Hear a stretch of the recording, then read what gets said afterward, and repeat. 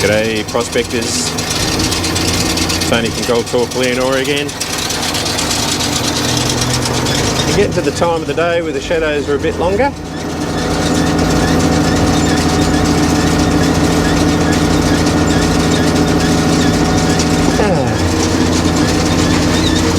Getting to probably my favourite time of the day. It's the half an hour when the sun's thinking about retiring for the day. Oops, big rock. Just running dirt out on site. We'll go for a little drive down here and see how we go. Steady on.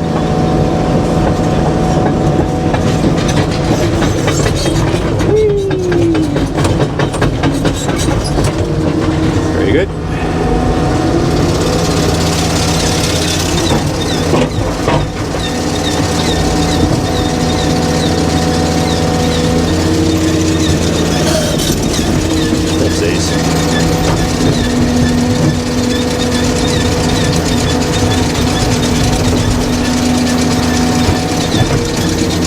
Things I thought I'd talk about here while I'm just clogging out the oversize.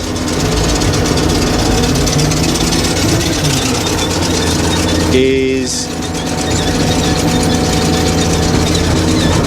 probably over the last, I don't know, month or so, I haven't been happy with the recovery rate I've been getting in the concentrates. And it's most likely just because the gold isn't there, and that happens. But I haven't been seeing any really small gold. And it just may be a case of, well, that size gold isn't there either.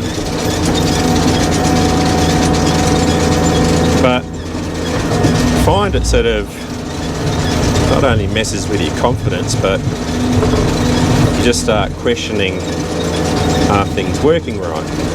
And I think they're really good questions to ask.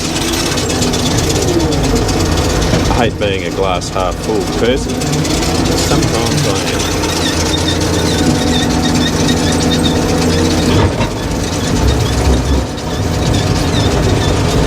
This is really rocky ground, which is a bit of a pisser, but it's alright, tension screen will handle it. But I think if you want to be sort of good at this game, you need to get a real good feeling about what your dry blower is doing. You know, what it's recovering, how it's working, blah blah blah. Oops.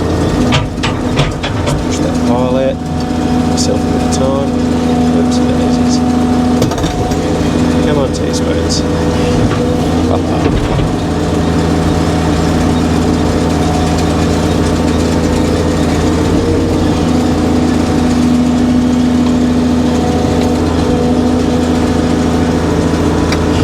Here we go. Chuck that over here for good luck.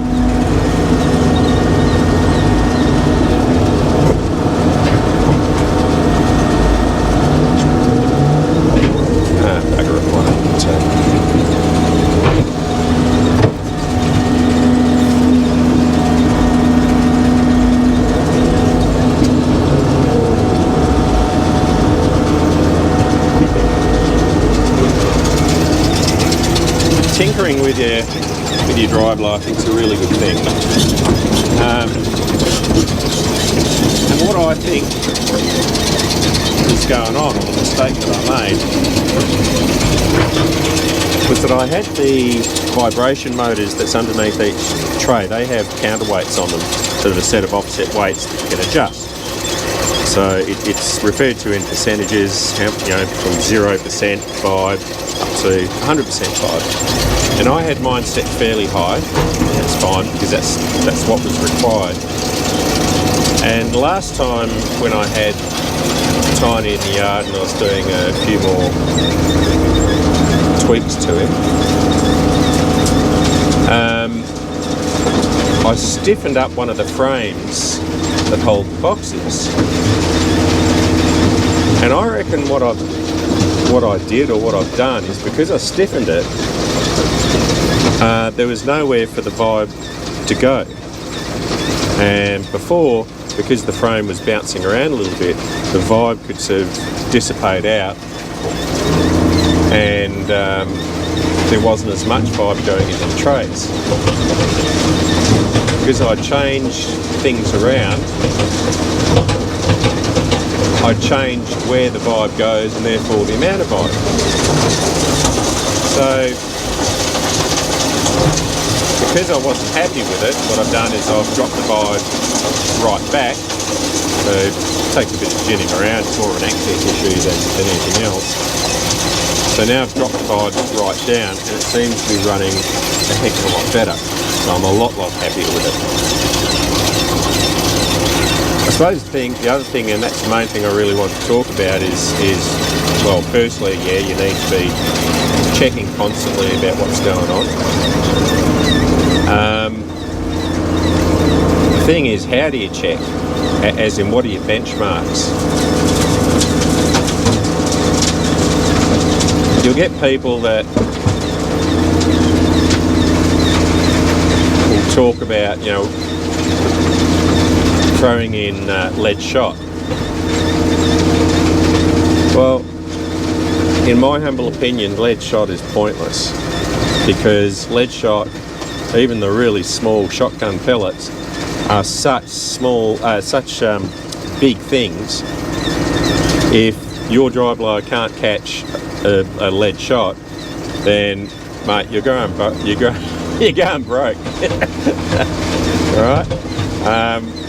It's a big target and you have to be able to get that sort of stuff. So I don't see the point of throwing in 50 bits of lead shot and counting what comes out, because it'll be close to 50. As I said, whenever you're running gravity, and a dry blower is just that, a dry gravity concentrator, or air assist dry gravity concentrator versus wet plant, wet gravity. What I'm always aiming for is a simple premise of, if I can see it, I can catch it. So if I can see a speck of gold with my naked eye, and even my naked eye now that I'm wearing glasses, damn it, but if I can see that, I should be able to catch it. So what I want to be able to see when I'm doing the concentrates is not whether there's big gold in that, because even if I completely stuff up my dry blower, I should be able to catch, you know, things from a lead shot upwards without too many dramas. But if I can see that there's small stuff, you know, that I can just pick up with a eye loop or my naked eye, then anything above that mesh size, so anything bigger than that, I'm catching a piece of cake. Okay? That's the way I look at it. Right, so if I'm not seeing any small stuff coming through the cleanups, I don't react straight away, because it just may be that the dirt that I'm running at the moment hasn't got any small shit in it. So that's a bit of a no-brainer. But if I'm constantly not seeing it, I'm starting to get a little bit nervous about that.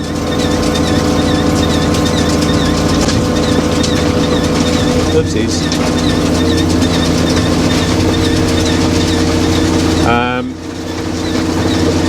Yeah, that's when I start to question and to look.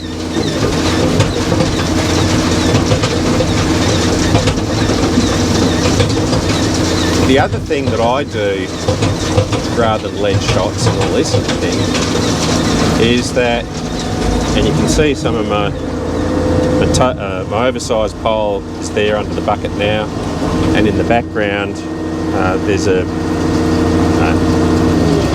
80 or 90 tonne or something, 100 tonne of my tailing, so that's that's what's gone through the dry blower. So what I'll do every now and again is I'll rerun that. Some people say, oh look, you can be there with a dish. Well, if you know of anything to do with what they call the nugget effect, it ain't going to work. You've got a 100 tonne sample and a 200 gram dish. You've got to be real lucky to hit something. So I just say bugger it. I'll spend half a day and some diesel, I'll run 100 tonne and see what I've got left over. And if there's nothing much, there'll always be something, because you're never going to get it all. Doesn't matter what method of recovery you're using. But if there's nothing much in the concentrates at the end, I'm actually quite happy with that. That's a good outcome. It means that, you know, I'm doing okay. If I'm picking up a fair bit, then I've really got to backpedal and see where I'm going wrong. And that actually happens quite regularly, you know, because you've got to remember that the parameters in a dry blower are just constantly changing.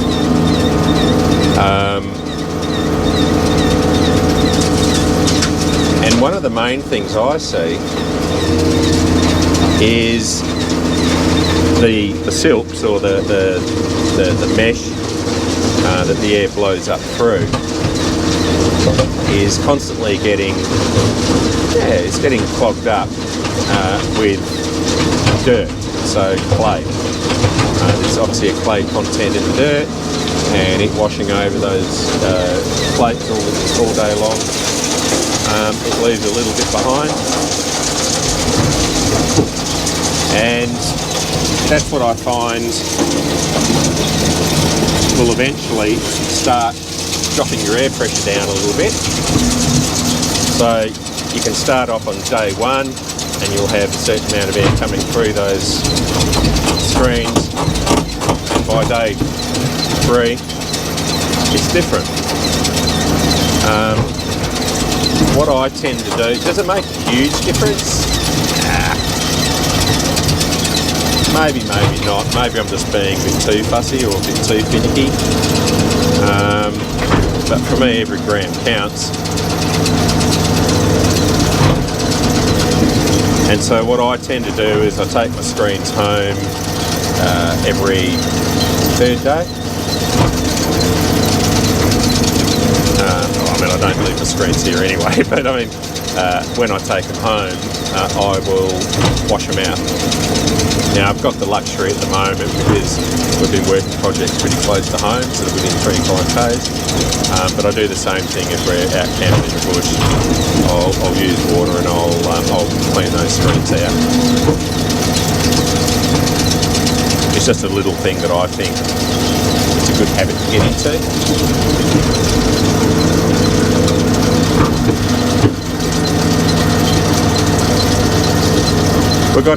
We've set our dates for the one-day training courses down in Mandurah, and you reckon I can bloody remember the date? Obviously, old-timers disease is starting up. It's definitely in March. We didn't have any time here before Christmas to do it, unfortunately.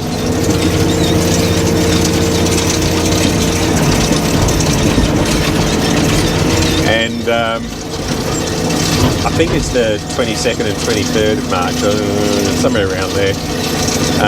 Just go to our website at www.goldtalkleonora.com.au. Lisa's already put it up on the website, so if that's something that you're interested in. And we're really looking forward to it. We really enjoy doing our courses down there and meeting new people and drinking all those overpriced coffees when Nescafe people paying $5 for the coffees, like ridiculous. Anyway, it's part of the holiday. We're doing the 2 courses, which is the Be a Better Prospector, which is covering all the basics and giving you some really good strategies to put into place out in the bush, which I think is critical. And then we do the next level prospecting, which again is all about the advanced research, the bits that might give you that 5%. G'day prospectors, it's okay. Tony has not had a sex change, but rather a voiceover malfunction. So I'm taking over. Hello, it's Lisa from Gold Talk Leonora. First of all, we just want to say thank you for all your support and we hope you have a bonanza Christmas and a great 2023 season. And hopefully we might see a few of you guys in Mandurah in March of next year. That's when we're running our new lot of one-day courses. The first one, Friday, 17th of March, Be a Better Prospector. And then on Saturday, the 18th of March, Next Level Prospecting. And the new one-day course we've introduced is on Sunday, 19th of March. And that'll be a ripper of a day because that will go through all the successes and pitfalls of dry blowing. And trust me, there are many. But thank you again, and we look forward to catching up in 2023. Cheerio.